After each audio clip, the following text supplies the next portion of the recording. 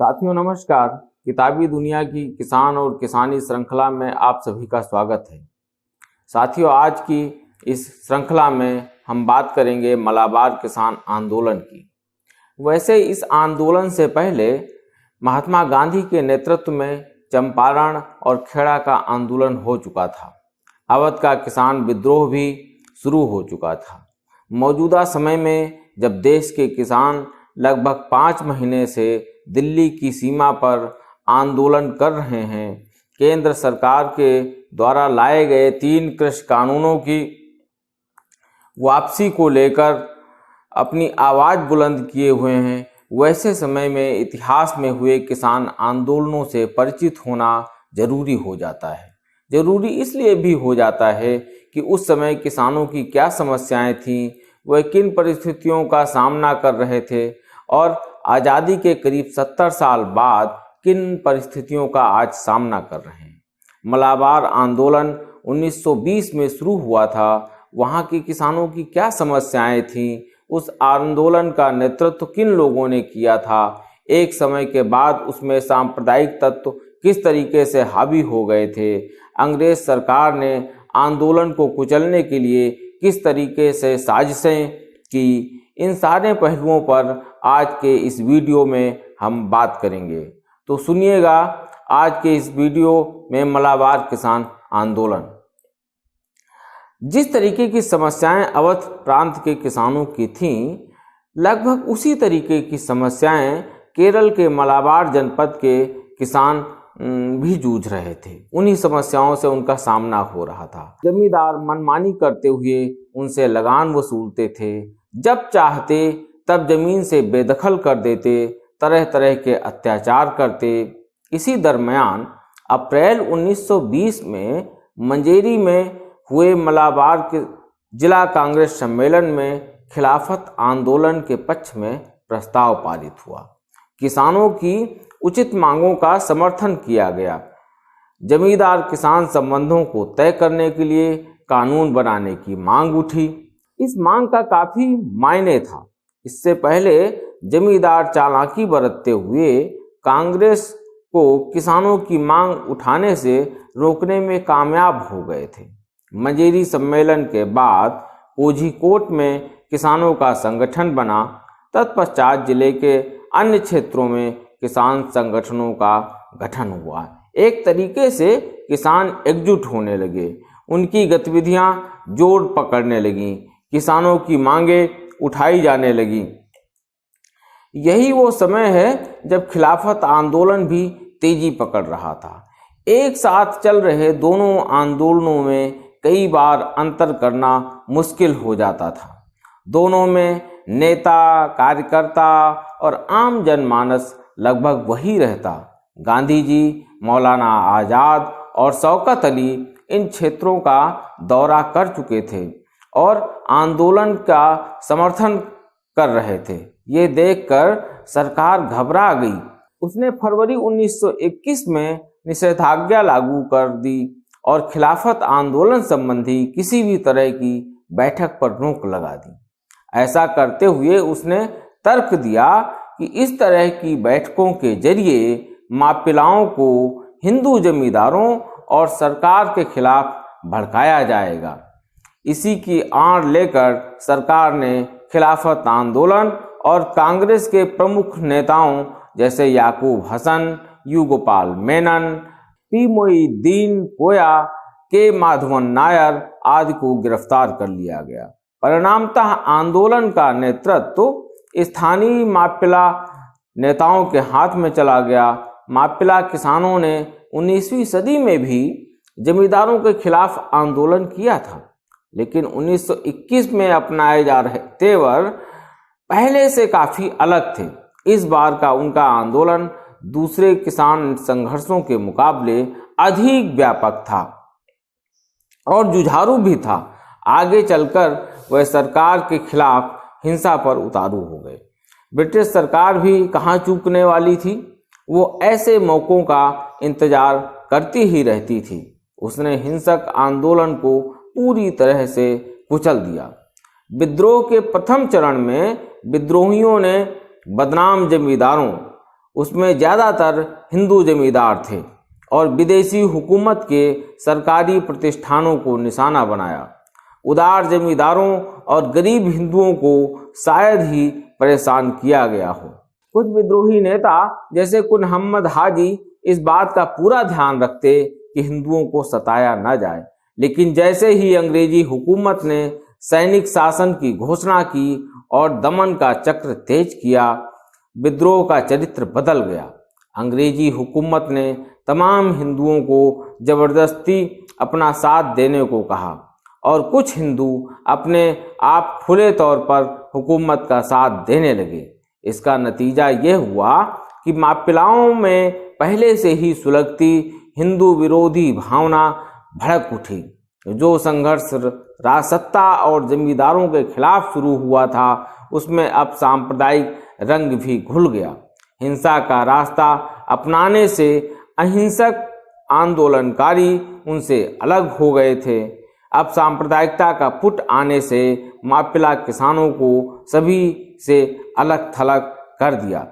आंदोलन में आए बिखराव का लाभ ब्रिटिश सरकार ने उठाया। उसने दिसंबर 1921 के अंत तक किसानों को पूरी तरह से आंदोलन को पूरी तरह से कुचल दिया। इस तरह अवध प्रांत और मलाबार का किसान आंदोलन अपरोक्ष रूप से भारतीय स्वाधीनता आंदोलन की राजनीति से जुड़ा था। लेकिन एक समय के बाद दोनों किसान आंदोलन जब हिंसा के रास्ते पर बढ़े तो वो स्वाधीनता आंदोलन से अलग हो गए।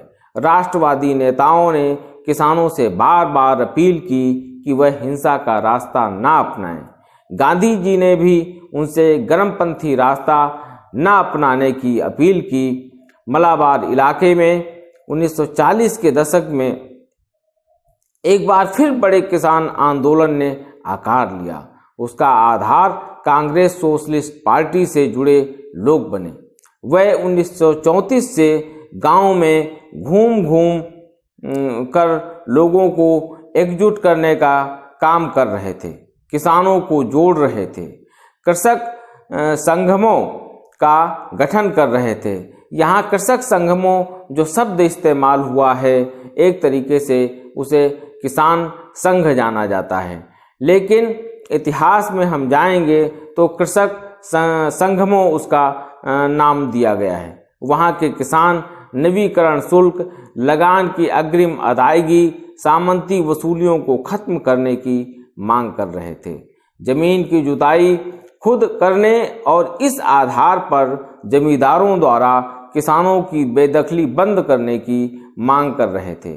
उनका कहना था कि भू राजस्व, लगान एवं ऋण के बोझ में कमी करने, अनाज तौलने, जमींदारों की ओर से सही तौल करने और उनके मैनेजरों के भ्रष्टाचार को खत्म करना चाहिए। मलाबार में किसानों को जागृत करने में किसान संघों का गठन, बैठकों, सभाओं, सम्मेलनों और यात्राओं की बहुत महत्वपूर्ण भूमिका रही। साथ ही किसानों के जत्थे बनाकर जमींदारों के घर जाना, अपनी मांगे रखना और तुरंत निराकरण हासिल करना सबसे लोकप्रिय और असरदार साबित हुआ। किसानों के अधिकतर जत्थे सामंती वसूलियों के खिलाफ मुहिम चलाते थे। किसानों ने 1929 के मलाबार काश्तकारी अधिनियम में संशोधन के लिए भी अभियान चलाया। इसी के तहत 6 नवंबर 1938 को मलाबार काश्तकारी अधिनियम सुधार दिवस के रूप में मनाते हुए बड़े पैमाने पर सभाएं हुई। अधिनियम में सुधार के लिए प्रस्ताव पारित हुआ। अखिल मलाबार कृषक संगम की ओर से आर रामचंद्र नेड्डमगड्डी की अध्यक्षता में समस्याओं का अध्ययन करने के लिए एक समिति बनी। समिति की सिफारिशों को केरल प्रदेश कांग्रेस समिति ने मंजूरी दी। अगले महीने किसानों के 2 जत्थे उत्तर मलाबार व दक्षिण मलाबार से कालीकट के लिए रवाना हुए। यहाँ आयोजित जनसभा में प्रस्ताव पारित कर काश्तकारी कानून में संशोधन की मांग उठी। जनता का दबाव बढ़ता देख मद्रास प्रेसिडेंसी में राजाजी मंत्रिमंडल के राजस्व मंत्री टी प्रकाशम ने मलाबार का दौरा कर काश्तकारी समिति बनाई। समिति ने अपनी रिपोर्ट देर से दी, यानी 1940 में उसने अपनी रिपोर्ट सबमिट की।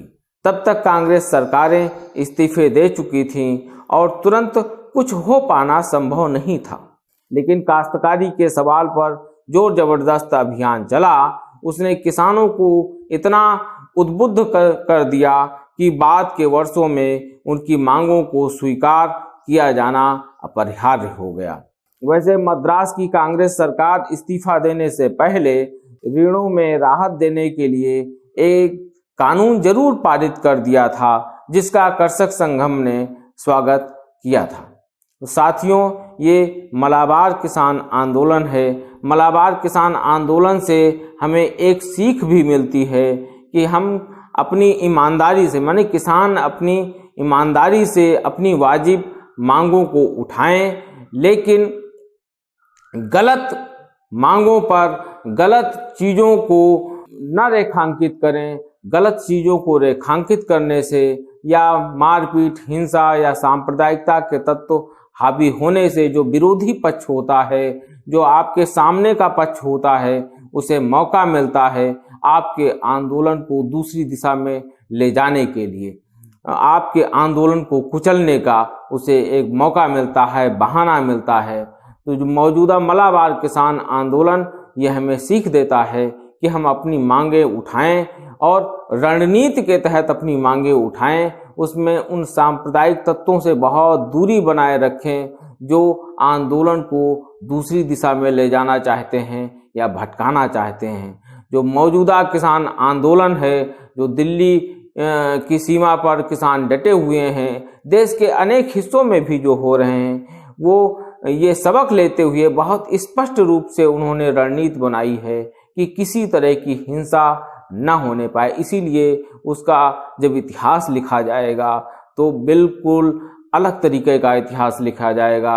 ये बताया जाएगा कि इसमें हिंसा के तत्व दूर दूर तक नहीं थे। किसान बहुत स्पष्ट रूप से अपनी रणनीति पर काम कर रहे थे और अपनी केवल और केवल किसान संबंधी, खेती संबंधी मांगों को उठा रहे थे, अपनी वाजिब मांगों को उठा रहे थे और पूरा आंदोलन अहिंसा की नीति पर चल रहा था, गांधीयन नीति पर चल रहा था। दोस्तों, अगर ये बात आपको समझ में आई हो, मौजूदा आंदोलन को मलाबार किसान आंदोलन से जोड़ पा रहे हों और किताबी दुनिया का प्रयास आपको अच्छा लग रहा हो, तो किताबी दुनिया चैनल को लाइक करिएगा, सब्सक्राइब करिएगा, कमेंट करिएगा। नमस्कार।